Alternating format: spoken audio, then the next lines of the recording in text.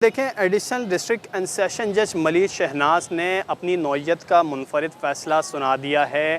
अपनी बीवी पर बदकारी का इल्ज़ाम और बच्ची की वल्दियत से इनकार करने वाले मुलजिम को अदालत ने 80 कोड़े मारने की सज़ा सुना दी है। अदालत ने यह फ़ैसला करके जो है पुराने दौर की याद ताज़ा कर दी है जब इसी तरह की जो है वो सज़ा सुनाई जाती हैं। अदालत ने ये सज़ा जो है वो क़ज़फ़ ऑर्डिनेंस 1979 के सेक्शन 7 के तहत जो मुलजिम को दी है, क्योंकि ये जो सेक्शन है, ये जो ऑर्डिनेंस है, ये अभी भी जो है वो नाफिजुल अमल है। जबकि अदालत ने जो है वो फ़ैसले में अपने हुक्मनामे में ये भी तहरीर किया है कि वफाकी शरई अदालत से सज़ा की तस्दीक के बाद मुलजिम की शहादत किसी भी अदालत में काबिल कबूल नहीं होगी। जबकि इसी सेक्शन में जो है वो अदालत ने मुलजिम को जो है वो ज़मानत भी दे दी है। ज़मानती मचल के 1 लाख रुपये ज़मानती मचल के जमा करवाने का जो है वो हुक्म भी दिया है। ताहम अदालत ने सख्ती से हिदायत की है मुलजिम को कि अदालत जिस जगह जिस वक्त मुलजिम को बुलाएगी सज़ा पर अमल दरामद के लिए 80 कोड़े मारने के लिए मुलजिम को हाजिर होना होगा, वरना उसको फ़ौरी गिरफ़्तार करके उसकी ज़मानत को मनसूख जो है वो कर दिया जाएगा। अगर हम वाक़े के पस मंज़र की बात करें तो इसमें जो मुद्दई मुकदमा है तबस्सुम नाज, उन्होंने एक दरख्वास्त दायर की थी। उन्होंने कहा था कि उनके मुताबिक मुद्दई से मुलजिम से उनकी शादी जो है वो 2015 में हुई थी। ताहम 1 महीने वो अपने शौहर के घर रहने के बाद दोबारा अपने मैके चली गई थी, जहां पर उनके यहाँ बेटी की पैदाइश हुई।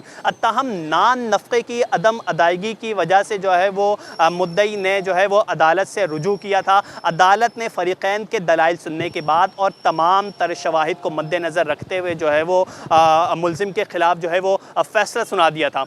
लेकिन याद रहे कि इसी मुकदमे के दौरान मुलजिम की जानिब से अदालत में 2 दरख्वास्तें दायर की गई थीं।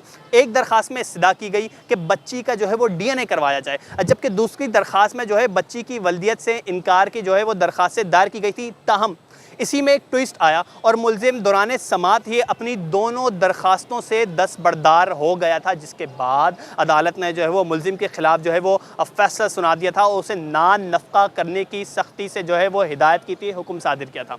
लेकिन फिर इसके बाद मुद्दई ने जो है वो हुदूद ऑर्डिनेंस के तहत जो है वो सेशन अदालत मलिर से जो है वो वहाँ पर रुजू किया, दरख्वास्त दायर की, जो कि बदकारी का इल्ज़ाम भी लगाया था, जिस पर सेशन अदालत मलिर ने यह दरख्वास्त एडिशनल डिस्ट्रिक्ट एंड सेशन जज शहनाज को इरसाल की थी। अदालत ने जो है वो तमाम तर एक बार फिर शवाहिद को मद्देनज़र रखा, तमाम तर दलाइल को सुना, तमाम तर जो है वो जो इसका बैकग्राउंड था, जो पुरानी जो जजमेंट्स थी, उनको मद्देनज़र रखते हुए मुलजिम के ख़िलाफ़ एक बार फिर फ़ैसला सुना दिया। जबकि अदालत ने अपने हुक्मनामे में यह भी तहरीर किया कि मुलजिम ने दौरान समात उसे अपने लगाए गए इल्ज़ाम पर वो नादिम नहीं था, उसने कोई माफ़ी नहीं मांगी है। उसने जो अपनी बीवी, जो उसकी साबका बीवी हो चुकी थी, उस पर बदकारी का इल्ज़ाम लगाया, वो उसके बयान से भी इनकारी नहीं हुआ। इसके बाद अदालत ने तमाम तर दलाइल को मद्देनज़र रखते हुए मुलजिम फ़रीद को 80 कोड़े मारने की सज़ा सुना दी है।